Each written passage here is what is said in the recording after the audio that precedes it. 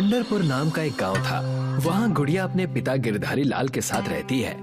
गिरधारी लाल एक साधारण गैराज में काम करता था और लोगों की गाड़ियाँ ठीक किया करता था। गुड़िया उठो, सुबह हो गई। मेरे कुछ ग्राहक आकर भी चले गए, लेकिन मुझे अब तक चाय नहीं मिली। पिताजी, आपने मुझे पहले क्यों नहीं उठाया? मैं आपको बना कर दे देती। मैंने तुम्हें चाय बनाने के लिए नहीं उठाया। मैंने तो पहले से ही तुम्हारे और मेरे लिए चाय बना कर रखी थी, इसलिए उठाया। क्या पिताजी, आप भी? गिरधारी लाल और गुड़िया दोनों ही खुशी खुशी रहा करते थे। गिरधारी लाल अपने गैराज की दुकान चलाता और गुड़िया ब्यूटी पार्लर का कोर्स किया करती। भाई साहब, मुझे कुछ राशन लेना है। आप ये पर्ची में लिखे हुए सामान बनवा दीजिए ना। जी बेटा, तुम तो गिरधारी लाल की सुपुत्री हो ना। वो दरअसल मेरी बेटी भी ब्यूटी पार्लर का काम सीखना चाहती है। मैंने सुना है अक्सर शादी और किसी भी कार्यक्रम में अच्छे पैसे बन जाते हैं। आप अपनी बेटी को मेरे पास भेज दीजिएगा, मैं उसे सब कुछ अच्छे से समझा दूंगी। गुड़िया वहाँ खड़ी होकर राशन ले ही रही थी कि वहाँ गांव की ठकुराइन काकी आ गई और कहने लगी, हाँ हाँ भेज देना, कम से कम ये तो सीख ले। आजकल की लड़कियों को न जाने कब अकल आएगी। घर का काम तो इनसे होता नहीं और चली ब्यूटी पार्लर खोलने। अरे ओ ठकुराइन, ये आप बेचारी बच्ची को काहे डरा रही हैं? रहने दीजिए अंकल, इनका तो काम ही यही है, पूरे गांव में घूम घूम कर लोगों की बातें सुनना और अपनी टिप्पणी देना। गुड़िया काकी से बहस करके अपने घर चली गई और गुस्से में जाकर बैठ गई, जिसे देखकर गिरधारी लाल ने गुड़िया से पूछा, क्या हुआ बेटी? मेरे ब्यूटी पार्लर का काम सीखने की वजह से सारा गांव पहले ही परेशान है। हमें दूसरों से क्या मतलब बेटा, तुम चिंता मत करो और अपना ब्यूटी पार्लर, वो क्या कहते हैं, पार्लर, हाँ पार्लर का काम पूरा कर लो। पैसे जितने चाहिए हो मुझसे ले जाना। गुड़िया शहर से ब्यूटी पार्लर का काम पूरी तरह से सीखकर गांव आ गई। गांव आते ही उसने देखा कि ठकुराइन उसके घर के बाहर खड़ी है। सुनो गिरधारी, तुम आकर कई बार मुझसे उधार पैसे लेकर गए हो, जिसका तुमने 1 रुपया भी मुझे वापस नहीं किया है। मैं सारे पैसे आपको लौटा दूंगा। मेरी बेटी का काम बस शुरू होने ही वाला है। हाँ हाँ ठीक है ठीक है, मैं अगले हफ्ते दोबारा आकर तुमसे मिलूंगी और अगर तब मुझे पैसे वापस नहीं मिले ना तो तुम्हारी खैर नहीं। ठकुराइन वहाँ से चली जाती है। उस वक्त तो गुड़िया कुछ नहीं कहती, लेकिन समझ जाती है कि सारे पैसे ठकुराइन के कर्ज थे, जिससे उसने अपनी ब्यूटी पार्लर की कोचिंग ली। अगर ये बात मुझे पता होती कि ठकुराइन के पैसों पर मैंने ये शिक्षा ली है, तो मैं कभी ब्यूटी पार्लर का काम सीखती ही नहीं। क्या करता बेटी मैं, मेरे पास कोई और रास्ता ही नहीं था। अब तुम गाँव में आ गई हो तो तुम अपना ब्यूटी पार्लर खोल लो। अपने पिता की बात सुनकर गुड़िया ने ठीक वैसा ही किया। गांव के बाजार में अपना एक ब्यूटी पार्लर खोल लिया। एक छोटा सा ब्यूटी पार्लर जिसमें सजने संवरने की सारी सुविधाएं थी। ब्यूटी पार्लर खोलकर मुझे पूरे 1 हफ्ते हो गए हैं, लेकिन पिताजी, मेरे ब्यूटी पार्लर में कोई भी ग्राहक नहीं आया। मेरा तो जी बहुत घबरा रहा है, कहीं हमारे सारे पैसे डूब ना जाए। घर में कुछ सोना बचा था, उससे आपने मुझे ये दुकान खोल कर दी। भगवान चाहेंगे तो सब अच्छा होगा, बस तुम मन लगाकर अपना काम करो। उतने में वहाँ पर ठकुराइन अपने साथ 2 गुंडे लेकर आ गई। आज अगर गिरधारी ने मुझे पैसे नहीं दिए तो मैं उसकी पूरी दुकान उठाकर ले जाऊंगी।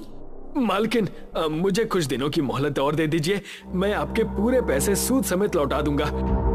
मुझे तुमसे और कुछ नहीं सुनना है। आज मैं तुम्हारी दुकान छीन कर ही रहूंगी। अरे, जब इतना ही अपनी बेटी पर भरोसा था तो उसे इंजीनियर या डॉक्टर क्यों नहीं बनाया? मालकिन, अगर आप कहें तो इसके गैराज और इसके ब्यूटी पार्लर का सारा सामान हम ले जाएं। हाँ, ले जाओ, इसके घर के सारे सामान ले जाओ और इसे कहीं का नहीं छोड़ना। सब कुछ उठा कर ले जाऊंगी यहाँ से मैं। ठकुराइन का आदेश सुनकर दोनों ने गिरधारी के गैराज में खड़ी सारी बनती हुई गाड़ियों को टो करवा लिया और वहां से लेकर चले गए। गुड़िया के ब्यूटी पार्लर के दुकान की भी सारी सजने संवरने की चीजें भी वो वहां से लेकर चले गए। गुड़िया बेचारी फूट फूट कर रोने लगी। हे भगवान, ये तुमने मेरे साथ कैसा सलूक किया है? शांत हो जाओ बेटा, शांत हो जाओ। अब हमारे पास कुछ भी नहीं बचा है पिताजी, कुछ भी नहीं। गैराज में कबाड़, स्कूटी और कुछ बिखरे हुए ब्यूटी पार्लर का सामान ही रह गया था, जिसे उठाते हुए गुड़िया ने कहा, इन सामान का अब हम क्या करेंगे? ना गैरेज बचा, ना ब्यूटी पार्लर। लेकिन पिताजी, ये स्कूटी किसकी है? ये मेरे गैराज में आज ही सुबह एक मोची लेकर आया था और उससे मैंने ये स्कूटी कम पैसों में खरीद ली थी। मेरे दुकान न चलने का कारण ये है कि मेरे ब्यूटी पार्लर के बारे में किसी को कुछ पता ही नहीं है। इसीलिए मैं चाहती हूँ पिताजी कि आप इस स्कूटी को कुछ इस तरह से बना दे जिससे ये चलती फिरती स्कूटी ब्यूटी पार्लर बन जाए। लोगों को मेरे पास आने की जरूरत ही ना पड़े, मैं ही इस स्कूटी को लेकर सब जगह पर जा सकूं। तुमने ये खूब कहा बेटा, शायद इससे हमारा काम बन जाए। मुझे तुम्हारे हुनर पर पूरा भरोसा है। जाओ, जाकर सबको सजाओ। उतने में वहाँ पर उनके पड़ोस की रानी मौसी आ गई और वो गुड़िया से कहने लगी, बेटा, क्या तुम मेरा भी श्रृंगार कर सकती हो? मेरे मायके में एक कार्यक्रम है, मुझे वहाँ जाना है। जी मौसी जी, अभी करती हूँ। बेटा, मैंने देखा कि कैसे उस कपटी ठाकुराइन ने तुम्हारे दुकान पर तमाशा किया। वो हम गांव वालों को आगे बढ़ते देखकर बहुत जलती है। गुड़िया ने रानी मौसी को कुछ इस तरह से सजाया कि उनका रूप एकदम से निखर आया। वाह बेटा, तुम में तो सच में बहुत हुनर है। काबिले तारीफ काम किया है तुमने। ये कुछ पैसे रखो और इससे अपना जीवन सुधारने की कोशिश करो। लेकिन ये तो बहुत ज्यादा है। तुम चिंता मत करो, जब तुम्हारे पास आ जाए तो मुझे लौटा देना। बेटा, मैं तुम्हारे लिए स्कूटी ब्यूटी पार्लर बनाकर तैयार कर दूंगा। कई दिनों तक मेहनत करके गिरधारी ने अपनी स्कूटी पर ही ब्यूटी पार्लर का भंडार लगा दिया। उस कबाड़ स्कूटी को इस तरह बना दिया कि स्कूटी में चारों तरफ सजने संवरने के सामान लगे हुए थे। बड़ा सा शीशा, क्रीम पाउडर और भी बहुत कुछ। पिताजी, ये स्कूटी कम चलता फिरता ब्यूटी पार्लर ज्यादा लग रहा है। आपका बहुत बहुत शुक्रिया पिताजी। अब तुम इसे चलाकर सारे गांव में घूमो और सारी चीजें अच्छे से करो। मेरी काबिल बिटिया सफल होकर लौटना। फिर क्या था, गुड़िया ने अपनी स्कूटी ब्यूटी पार्लर चालू कर दी। हर गांव वो स्कूटी लेकर चले जाया करती थी और उस गांव की लड़कियों और औरतों को सजाया करती थी। देखते ही देखते स्कूटी ब्यूटी पार्लर के नाम से गुड़िया प्रसिद्ध हो गई। ये लीजिए आपके पैसे, ये मैंने अपने ब्यूटी पार्लर से कमाए हैं। धन्यवाद बेटी, भगवान की लाठी मुझ पर भी चली है। मैंने अपना सब कुछ खो दिया।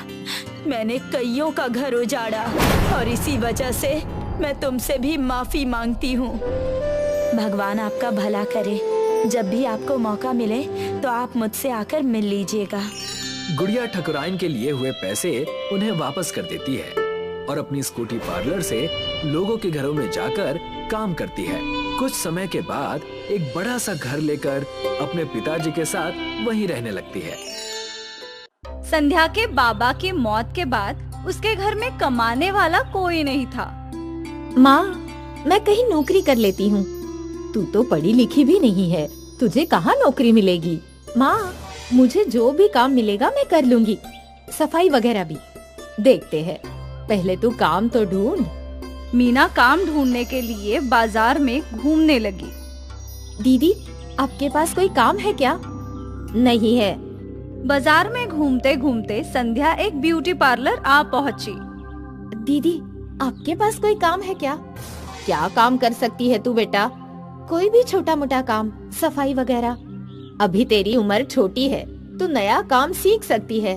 ठीक है, तू कल से मेरे पार्लर में काम पर आ जा। शुरू शुरू में तू सफाई का काम कर ले और धीरे धीरे पार्लर का काम भी सीख लेना। धन्यवाद दीदी, आपका बहुत बहुत शुक्रिया। संध्या को काम मिल गया था। वो बहुत खुश थी। घर आकर उसने ये सारी बातें अपनी माँ को बताई। अच्छा है, तुझे काम मिल गया। अब कम से कम हमें खाने की चिंता तो नहीं रहेगी। हाँ माँ। अगले दिन संध्या पार्लर पहुँची। पहले उसने पार्लर की सफाई की और फिर बैठकर देखने लगी कि शिक्षा कैसे काम कर रही है। संध्या, उस स्टीमर को ऑन कर दे। जी दीदी। शिक्षा संध्या को छोटे मोटे काम देने लगी। कुछ दिनों बाद शिक्षा ने संध्या को काम सिखाना शुरू किया। ये स्ट्रेटनर है, इसे ऐसे पकड़ते हैं और इसका टेम्परेचर लो से मीडियम ही रखना है। हाई पे बाल जल सकते हैं। जी दीदी। संध्या जल्दी जल्दी काम सीख रही थी। एक ही महीने में वो बहुत कुछ सीख गई।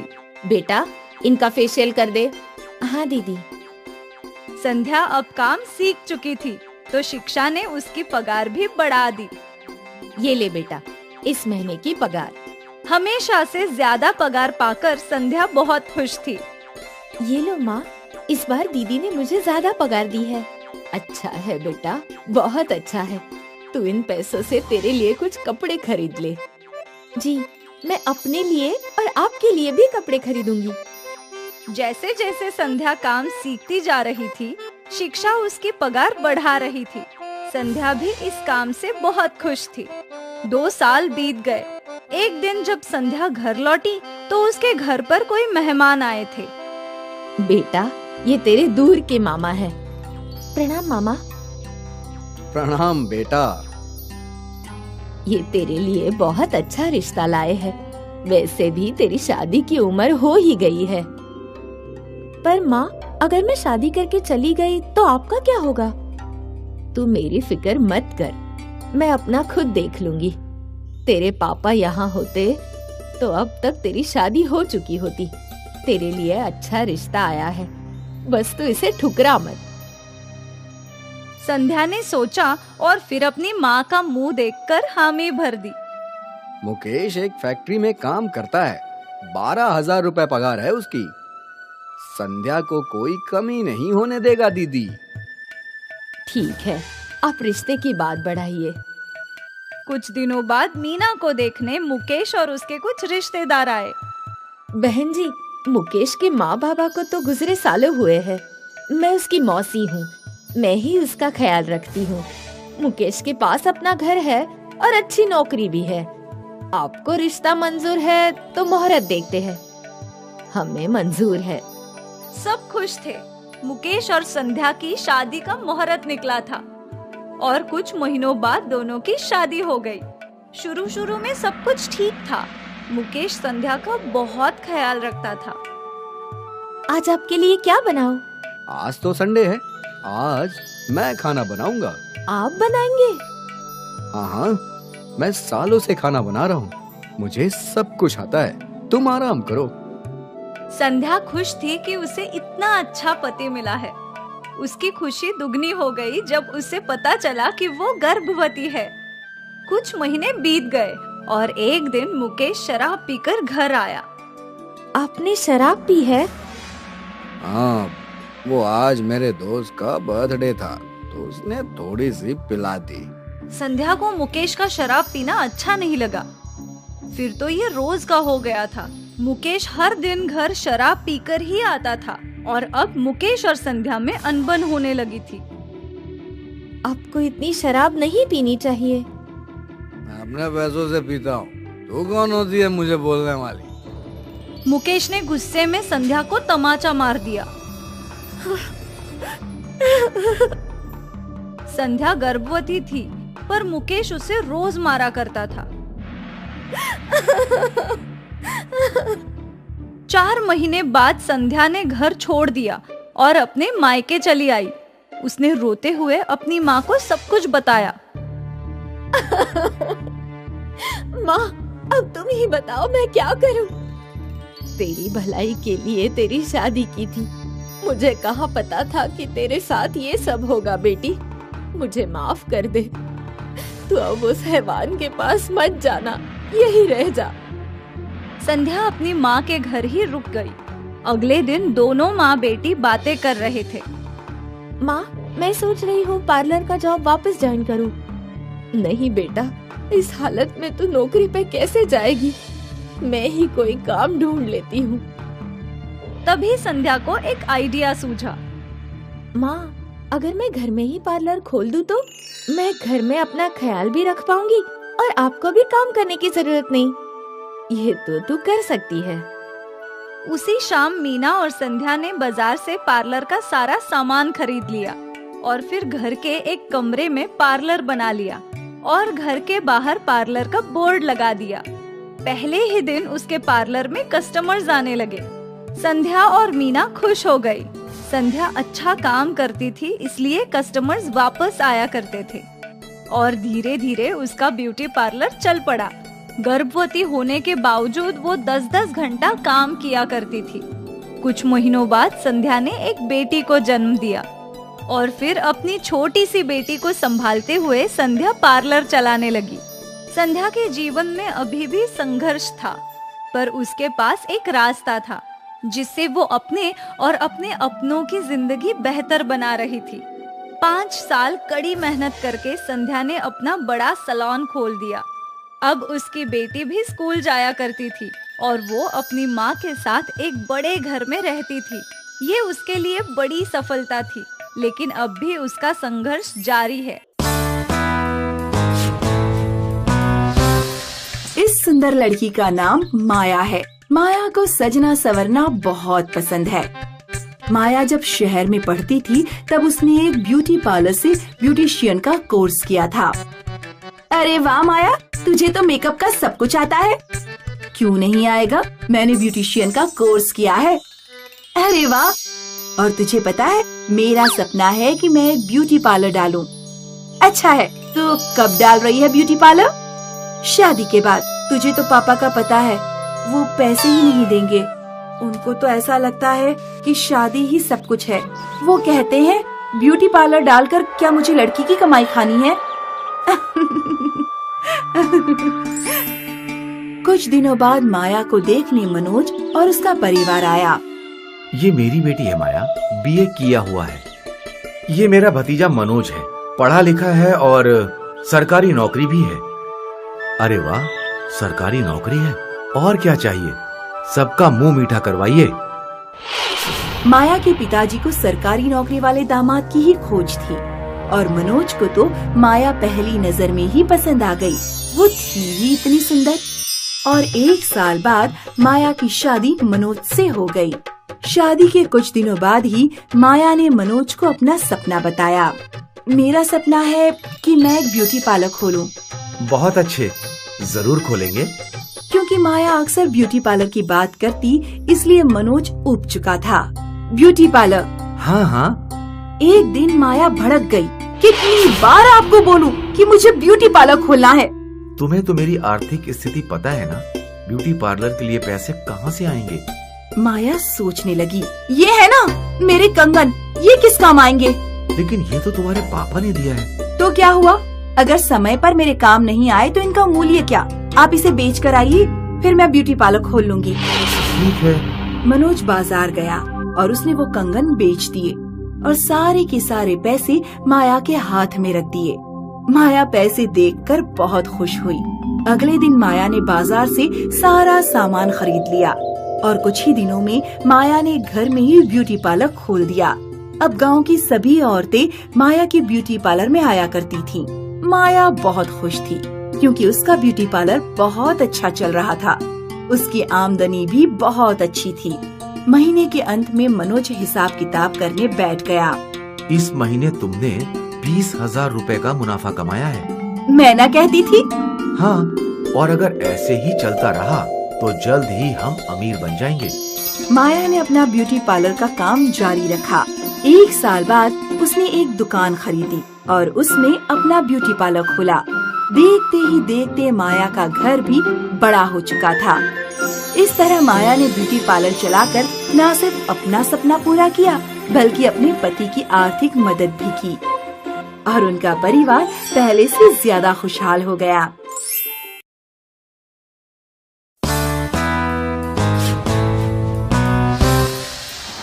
आज रुखसाना निकाह करके अपने पति रफीक के घर आ रही है। रुखसाना एक अनाथ थी जिसे उसके चाचा ने पाल पोस कर बड़ा किया था और रफीक के परिवार में सिर्फ उसकी बूढ़ी माँ थी। निकाह के बाद रुखसाना बहुत खुश थी क्योंकि रफीक उसे कहीं न कहीं घुमाने ले जाया करता था। चलो रुखसाना, पानी पूरी खाते हैं। रफीक रुखसाना की मन की बात जान लेता था और इसीलिए रुखसाना बहुत खुश थी। रफीक सऊदी में काम किया करता था और भारत 3 महीने की छुट्टी पे आया था।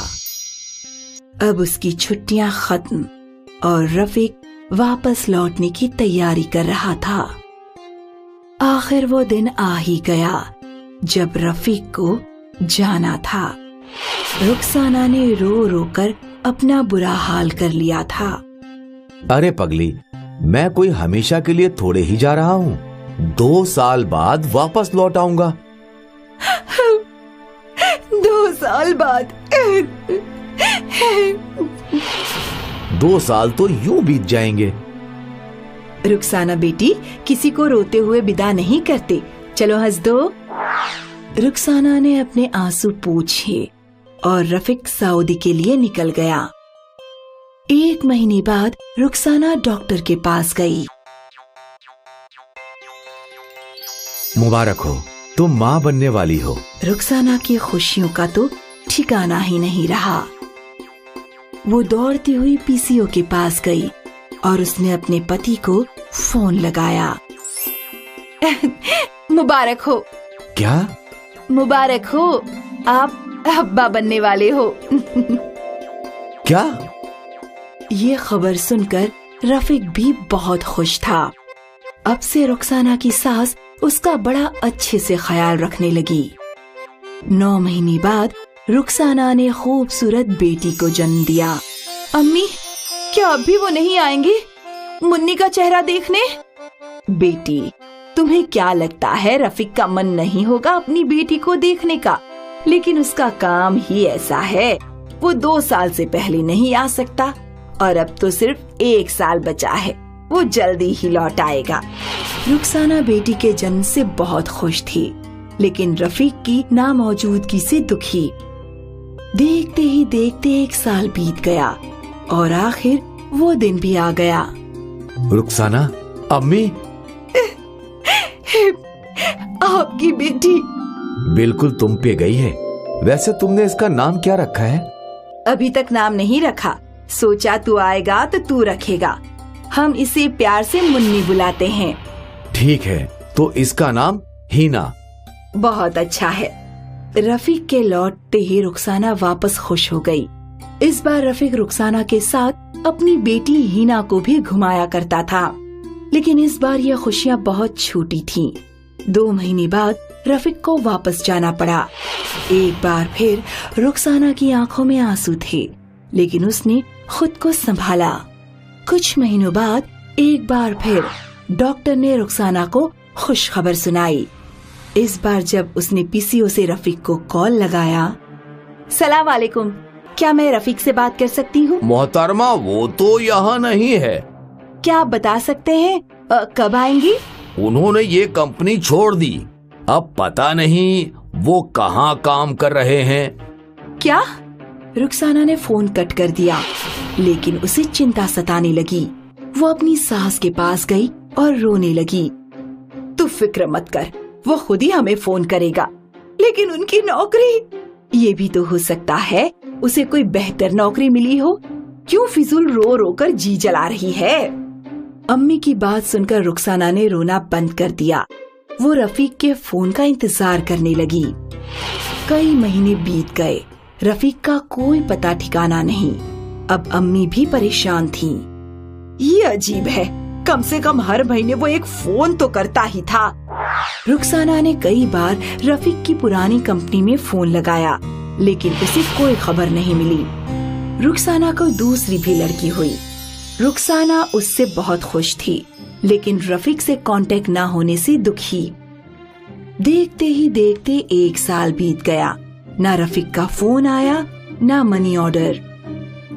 अम्मी, अब तो पैसे भी खत्म हो चुके हैं। मैं भी वही सोच रही हूँ, अब घर कैसे चलेगा? मैं कोई काम ढूंढ लूं? तेरी बिटिया बहुत छोटी है, तेरे बगैर नहीं रह पाएगी। मैं ही कोई काम ढूंढती हूँ। नहीं अम्मी, हम कोई ऐसा काम ढूंढते हैं जो हम घर में मिलकर कर सकें। पर ऐसा क्या? दोनों सोचने लगीं। अम्मी, मैं मेहंदी बहुत अच्छी बनाती हूँ। मेरी मेहंदी का रंग बहुत गाढ़ा आता है। क्यों ना हम मेहंदी बनाकर बेचें? हाँ, हम कोशिश कर सकते हैं। रुखसाना की सास ने बाजार से मेहंदी के पत्ते खरीद लिए। रुखसाना ने उसे पीसा, उसमें कुछ नीलगिरी का तेल मिलाया और उन्हें मेहंदी के कोन में भरने लगी। जब मेहंदी के कोन तैयार हो गए, तब रुखसाना की सास उन्हें बाजार में एक दुकानदार को बेचने चली गईं। अब से यही उनकी आमदनी का जरिया बन गया था। रुखसाना मेहंदी बनाती और सास बेचा करती थी। पिछले 10 साल से रुखसाना और उसकी सास यही काम कर रही हैं और रफीक का अब तक कोई पता ठिकाना नहीं।